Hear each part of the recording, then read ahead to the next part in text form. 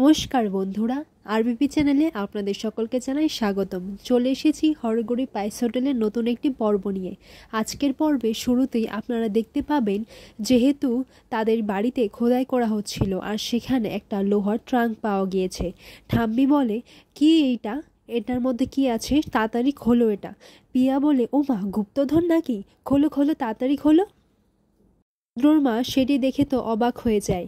ঠাম্মি বলে, আচ্ছা এর মধ্যে কি আছে তাড়াতাড়ি খোলো, দেখি কি আছে এর মধ্যে।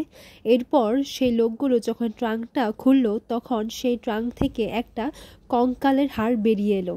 আর সেটা সবাই দেখে ভয় পেয়ে যায় এবং চিৎকার করে ওঠে। এরপর সেই লোকগুলো বলে, ও মা, এতে তো কঙ্কাল রয়েছে, আপনারা তাড়াতাড়ি পুলিশকে খবর দিন। পর গৌরী রুদ্রর মাকে বলে, মা, আপনার ফোনটা একটু দিন না, বাবাকে ফোন করব। আর বাবা তো পুলিশ স্টেশনেই আছে, উনি না হয় সেখানেই বলে দেবেন। এরপর গৌরী রুদ্রর বাবাকে ফোন করে ঘটনার বিষয়ে সবটাই জানায়। মুহূর্তে দেখা যায় বাড়িতে পুলিশরা এসে পড়ে এবং পুলিশরা এসে ছানবিন করে এবং যে সমস্ত কঙ্কালের হাড়গুলো পাওয়া গেছে সেই সমস্ত হাড়গুলো এক এক করে তারা কালেক্ট করে নিচ্ছে। বাড়িতে সবাই এটাই ভাবছে যে এখানে কঙ্কালের হাড় এলো কি করে। ঠাম্মি বলে, এই মেয়ে আসার পর থেকে বাড়িতে যে কি হচ্ছে, একটা অলক্ষ্যে মেয়ে, কি সব অলক্ষ্যে কাণ্ড ঘটছে। পুলিশরা যখন ইনভেস্টিগেট করতে আসে তখন উনি এটাই বলেন যে এখানে হাড় এলো কি করে। রুদ্র বাবা বলে, আমরা তো সেটাই ভাবছি, আর এটার খুব তাড়াতাড়ি তদন্ত করা হোক। পর ইন্সপেক্টর বলেন, আচ্ছা বাড়িতে সবাই আছে তো? এরপর গৌরী বলেন, না, বাড়িতে সবাই নেই।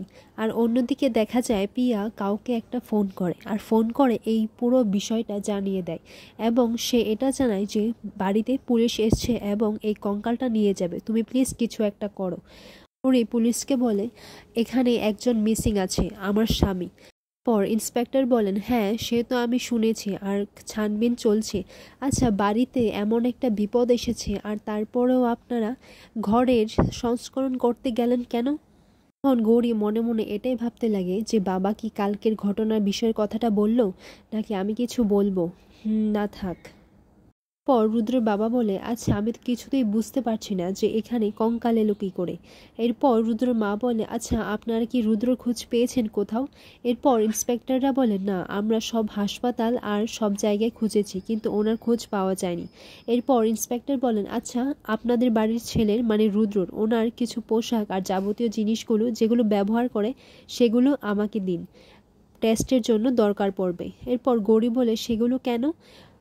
তখন ইন্সপেক্টর বলে, আপনি বুঝবেন না, পরে না হয় সবটা বলবো। আর ইন্সপেক্টর সাহেব বলেন, আশা করি এই কঙ্কালের কেস আর এই রুদ্রবাবুর কেস আমরা খুব তাড়াতাড়ি সলভ করতে পারবো। এরপর রুদ্র জিনিসগুলো নিয়ে সেখান থেকে চলে যায়। এরপর ঠাম্মি এসে বলে, আমার নাতির যদি কিছু ক্ষতি হয় তাহলে এই মেয়েকে আমি ছাড়বো না, আর এতে যদি কেউ বাধা দিতে আসে তাহলে আমার থেকে খারাপ আর কেউ হবে না। এরপর সবাই সেখান থেকে চলে যায়। পরের মুহূর্তে দেখা যায় সন্ধেবেলায় গৌরী ঠাকুরের কাছে আরতি দেখাচ্ছে এবং সেই মুহূর্তে গৌরী বলে, আমাকে একটা পথ দেখাও ঠাকুর, আমি যেন রুদ্র স্যারকে খুঁজে পাই। এরপরই দেখা যায় প্রদীপটা নিভে যায় এবং গৌরী ঠাকুরকে জানায় যে এই প্রদীপটা নিভে গেল কেন ঠাকুর, তুমি এটা কিসের ইঙ্গিত দিচ্ছ?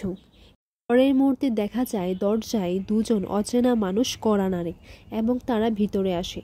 এরপর ভিতরে এসে বলেন, এটা কি রুদ্র রায়চৌধুরীর বাড়ি? এই লোকজনরা বলেন, ফরেনসিক ল্যাব থেকে এসেছি, যে কঙ্কালটা আপনাদের বাড়ি থেকে পাওয়া গেছে সেই কঙ্কালটা হচ্ছে রুদ্র রায়চৌধুরীর। আর সেটা শুনে সবাই চমকে যায় এবং বুড়ির হাতে তারা একটা কাপড়ের টুকরো দেয় এবং তারা বলে, এই কাপড়ের টুকরোটা আমরা সে কঙ্কালের কাছ থেকে পেয়েছি। আর রুদ্র রায় চৌধুরীকে শেষ দিনে মানে যেদিন ওনাকে শেষ দেখা গিয়েছিল সেদিনকে উনি এইরকম কিছু একটা কাপড় পরেছিলেন। এরপর গৌরী সেটা মনে করতে থাকে।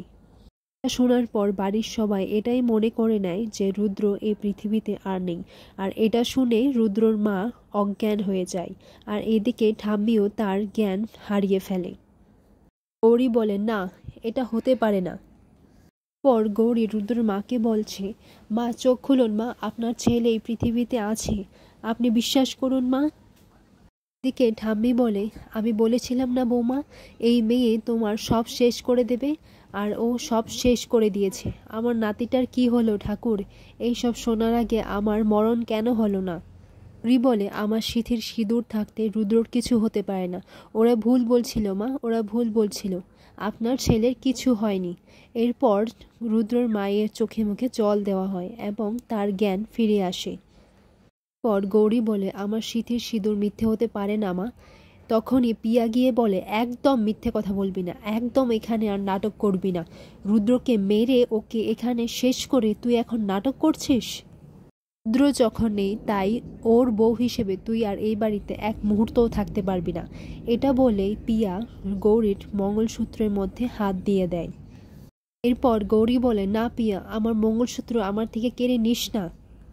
পর পিয়া গৌরীকে বলে, রুদ্রকে খুন করে এখন তুই মঙ্গলসূত্র মায়া দেখাচ্ছিস? গৌরীর না করার সত্ত্বেও পিয়া গৌরীর মঙ্গলসূত্রটা টেনে ছিঁড়ে মাটিতে ফেলে দেয়। আর রুষা ও গৌরীকে বাড়ি থেকে বের করে দেওয়ার জন্য উতলা হয়ে ওঠে। গৌরী বলে, আমি কিছু করিনি। এরপর রুষা বলে, তুমি কিছু করনি? তাহলে ওরা কি ভুল বলছিল বলো? তুমি আমার ভাইকে মেরে দিয়েছ। পর রুষা বলে, এই ধি, ওর সিথির সিঁদুরটাও এবার মুছ।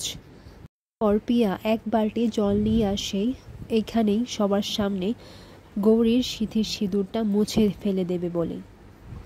এরপর গৌরী সবাইকে অনুরোধ করে যে আমার সিথির সিঁদুর মুছে দেবেন না।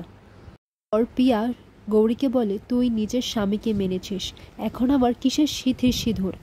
পর পিয়া গৌরীর সিঁদুরটা মুছে দেওয়ার জন্য যখন জল নেয় তখন গৌরী তার হাতটা ধরে নেয় এবং পিয়াকে বলে, পিয়া, তোকে আমি শেষবারের মতো বলছি, নইলে কিন্তু খুব খারাপ হয়ে যাবে। পর পিয়া বলে, তোর এত বড় সাহস, তুই আমার হাত ধরেছিস? উত্তরে গৌরী বলে, আমার সিথির সিঁদুর মুছে দেওয়ার ক্ষমতা কারোর নেই। এটা বলে গৌরী পিয়ার হাতটা ধাক্কা মেরে দেয় আর সেই জলটা মাটিতে পড়ে যায়। গৌরীকে বলে, ক্ষমতা দেখাচ্ছিস তুই? তুই আমার গায়ে হাত তুললি? তাহলে আমি তোর আজ এই সিথির সিঁদুর মুছেই ছাড়ব। এরপর গৌরী বলে, আমার সিথির সিঁদুরে যদি আর একবারও তুই হাত দিয়েছিস, আমার থেকে ভয়ঙ্কর আর কেউ হবে না। পর গৌরী পিয়াকে বলে, অগ্নি সাক্ষী রেখে আমার সিথিতে সিঁদুর দিয়ে রুদ্র আমাকে স্ত্রী হিসেবে গ্রহণ করেছে। আমার সিথির সিঁদুরের অধিকার শুধু রুদ্রর। তুই চাইলেও আমার সিথির সিঁদুর মুছে দিতে পারবি না পিয়া। পর পিয়া বলে, তুই আর রুদ্রর বউ নোস গৌরী। তুই শুনলি না ওরা কি বলল? রুদ্র আর বেঁচে নেই। এরপর গৌরী বলে, এটা তুই বিশ্বাস করতে পারিস, কিন্তু আমি এটা বিশ্বাস করি না। আমার সিথিতে যতক্ষণ সিঁদুর আছে রুদ্রর কিচ্ছু হতে পারে না। পর রুষা বলে, তাহলে কি ওরা মিথ্যে কথা বলে গেল? আমার ভাইকে মেরে ওকে এখানে পুঁতে দিয়ে তারপর বড় বড় কথা বলছো? চোরের মায়ের বড় গলা। এরপর পিয়া বলে, ও ভালো কথার মেয়ে নয় গো। রুষাদি, তুমি ওকে ধরো, আমরা দুজনে মিলে ধরে ওকে বাড়ি থেকে বাইরে বের করে দেব। এরপর রুদ্র মা বলে, তোরা ওকে ছেড়ে দে, তোরা ওকে এমন করিস না। রুষা বলে, তুমি কেমন মা? হ্যাঁ, যে তোমার ছেলেকে খুন করেছে তাকেই তুমি বাড়িতে পুষে রাখতে চাইছো? আর রুষা বলে, ধি, আমি ওকে ধরছি, তুই ওর সিথির সিঁদুরটা মুছে দে। পর রুষা গৌরীকে ধরে রাখে এবং পিয়া তার হাতটা গৌরীর দিকে বাড়ায় তার সিথির সিঁদুরটা মোছার জন্য। এইমাত্র পিয়ার হাতটা গৌরীর সিথির সিঁদুরের কাছে পৌঁছয় তখন গৌরী তার হাতটা ছাড়িয়ে নেয় এবং হাতটা ছাড়িয়েই পিয়াকে কষে এক চড় মেরে বসে। সেটা দেখে সবাই অবাক হয়ে যায়। তাও গৌরীকে কিছু বলতে পারল না। পিয়াকে চড় মারায় ঠাম্মি বলে, তোমার এত বড় আস্পর্ধা, তুমি আমার ধিকে চড় মেরেছ? বাড়িতে এত বড় একটা বিপদ বয়ে এসেছ তুমি। তুমি তোমার স্বামীকে মেরে ফেললে। এখন আর কি চাও আমাদের কাছ থেকে? তুমি এই বাড়ি থেকে চলে যাচ্ছ না কেন? এই বাড়ি থেকে চলে যাও। এরপর গৌরী হাত জোর করে বলে, আমি চলে যেতে পারতাম ঠাম্মি, কিন্তু আমি কোনো মিথ্যে অপবাদ নিয়ে এই বাড়ি থেকে চলে যেতে চাই না। আমার বিশ্বাস রুদ্রর কিছু হয়নি, রুদ্র বেঁচে আছে। এই কঙ্কাল রুদ্র নয়, ওদের নিশ্চয়ই কোথাও একটা ভুল হয়েছে। এরপর ঠাম্মি বলেন, এতই যদি তোমার বিশ্বাসে জোর থাকে, এতই যদি তোমার সিথির সিঁদুরে জোর থাকে, তাহলে যাও, যেখান থেকে পারো আমার দাদুভাইকে নিয়ে আসো। আর যদি আমার দাদুভাইকে ফিরিয়ে আনতে না পারো, তাহলে আমাকে এই মুখ আর কোনোদিনও দেখাবে না।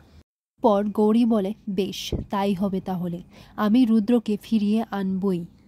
পর গৌরী রুদ্রর মাকে বলে, মা আপনি কাঁদবেন না, আমি আপনার ছেলেকে ফিরিয়ে আনবই। আমি আমার স্মৃতির সিঁদুরের দিব্যি দিলাম। আর এখানেই পর্বটি শেষ হয়।